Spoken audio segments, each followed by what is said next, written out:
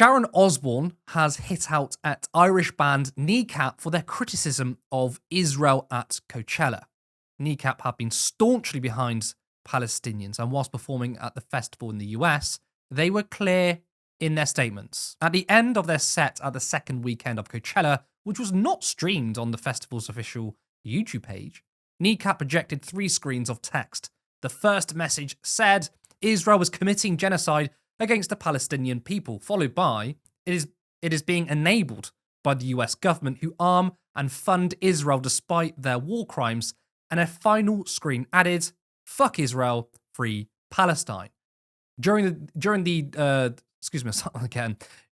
performance, band member Mo Shara said, "The Irish, not so long ago, were persecuted at the hands of the Brits, but we were never bombed from the skies, with nowhere to go. The Palestinians have nowhere to go."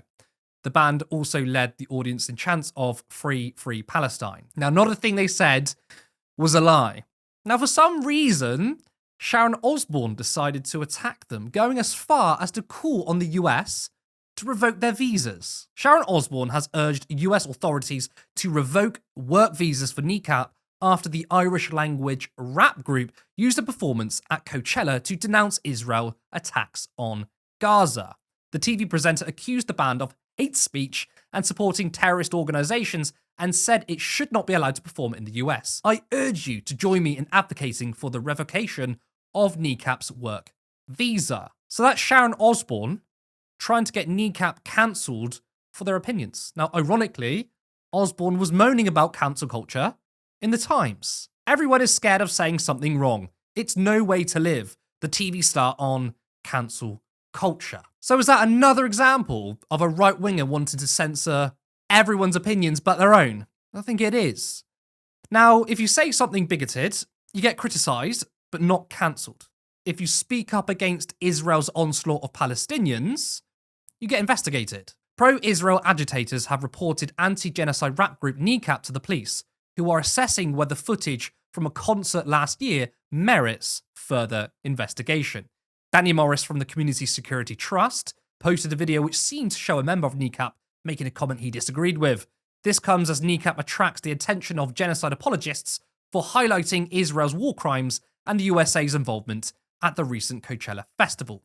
Key aims of the Israel lobbyist at CST reportedly include opposing anti-Zionist activity and fighting against boycotts of the apartheid state. So the video in question apparently shows someone saying, "Up Hamas." Now, this is apparently enough evidence for them to be reported to the police. Now, no one supports innocent people being killed. Any innocent lives lost due to Hamas is wrong. But you cannot make that statement if you then don't say the same about Israel. They used the Hannibal Directive on the 7th of October. They killed Israelis on that day. Look, I think there's plausible deniability that people are showing sympathy with the Palestinian resistance whilst also not endorsing innocent people being killed. Sarah, the right loves to bang on about cancel culture, but in reality, the things that can actually get you cancelled aren't the sorts of things they talk about. It's speaking up against genocide. Yeah, literally. But this is the thing though, on the right, you can be racist, sexist, homophobic, all you want, and you can probably get a book deal. And that's what tends to happen. That's what pisses me off so much about them. They don't get cancelled, they just actually gain more profit whenever they do speak out about things that are obviously really, really heinous in nature. But speaking out against genocide, wearing a Free Palestine t-shirt, like you said, you get investigated, and then even in the US, you risk getting deported. But historically, censorship in liberal democracies has always been selective. That's happened during the Cold War. Artists and academics were literally blacklisted for being criminals, but not for being criminals, but for opposing regimes. And that's something that's happened historically throughout history. But if you fast forward today, I think we're kind of watching the same playbook happen right in front of us. You can say, "Free Palestine, I criticize settler colonialism, I criticize Zionism, you're labeled an anti-Semite." So I don't know, artists like Kneecap, are being targeted not because they're being offensive, but because they're threatening the ideological legitimacy of the West's imperial allies, and also what the West do in terms of pushing imperialism forward. So you can mock God, you can burn flags, or call for revolution in music, as long as it doesn't hurt the feelings of NATO or like people who are within certain governments. But what I find really sad about this is when artists really call for Palestinian liberation or call what is happening a genocide. That's a risk to them and their art. I don't know, like Sharon needs to just shut up. Like, why do you want to come forward when you try to cosplay this punk girl with the eyeliner and all this shit? Like, when actually you're she's just a fake. I'm sorry. Well, I mean, Ozzy Osbourne, her husband, wrote music about war, was anti-war. Yes. Maybe she should just listen to her husband. Or Maybe literally. she doesn't listen to him. No, I don't think she probably does, because he's, I don't know, bless him, on one all the time. But what I find really interesting is that she's literally spent decades profiting off of this sort of stuff. She's punk rebellion, a heavy metal, anti-authoritarianism, and suddenly she's playing the role of Empire's like etiquette teacher. She's like, oh no, that's too much. You can't be doing that. And I don't know, it is colonial cosplay in a way. It's giving, I'm going to defend the crown at all costs, and I'm going to wear a Union Jack bag whilst I do it. Kneecap's art is deliberately provocative. Everyone knows this.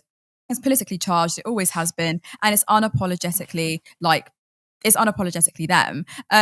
But their name alone is literally a reference to the violence of the Troubles. But also, and it does challenge state sanctioned state sanctions that attempt to forget that history.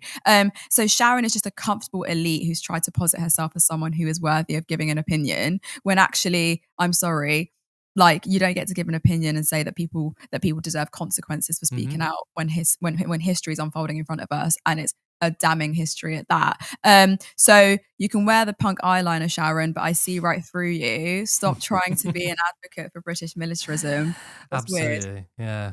Now, look, in terms of this video in question, all right, which is what someone shared, that someone said, "Oh, up Hamas." Okay, we wouldn't say that. No. But can it be possible, right, to not endorse everything that a group does, but to understand the context surrounding the entire 75-year occupation? I mean, Hamas literally wouldn't exist without it. And then you factor in the CST, who oppose anti-Zionist activity as one of their aims. There's nothing wrong with anti-Zionism. Well, exactly. This is the thing. But we have this conversation all the time, Curtis, pretty much, where we're literally always saying it's getting tiring, but it's also so important, you know? Yeah, where we're like, oh, it's actually okay to call out Zionism, and it's not anyone being anti-Semitic or being like, egregious in nature. Call out Zionism. We know for a fact that we're not going to conflate it with Jewish people. Like, we always make that distinction. But what we do say is, hey, what's happening over there is atrocious. What's happening over there is a genocide. Let people fucking talk about it. Like, I feel like, when the right say, you're censoring us, but like, legitimately, I do think there is a weird censorship that's around this conflict, this war, this genocide that's happening. And yes, I probably wouldn't say up Hamas, but what I would say is, look, here are the facts. The genocide's happening. People are suffering. Over 40,000 kids have died. And the life expectancy in Palestine's literally been said. It's said that it's now 40.6 years old, when in 2023 it was 73 years old. So look at that huge reduction. That was only 2 years ago, if even that. And people want to sit there and say, no, you can't be saying things like free Palestine or wearing a Palestine football shirt. Like, come on, like, get over it. We have to speak about this sort of stuff, and without shame either. I'm sick of the classic imperial, like, the dissonance. Like, people are so like, I don't want to talk about it because I don't want to get into trouble. But no, we have to speak about it. Otherwise, change won't happen. Support independent media. Support social justice that's there on social media. Thank you. Turn left.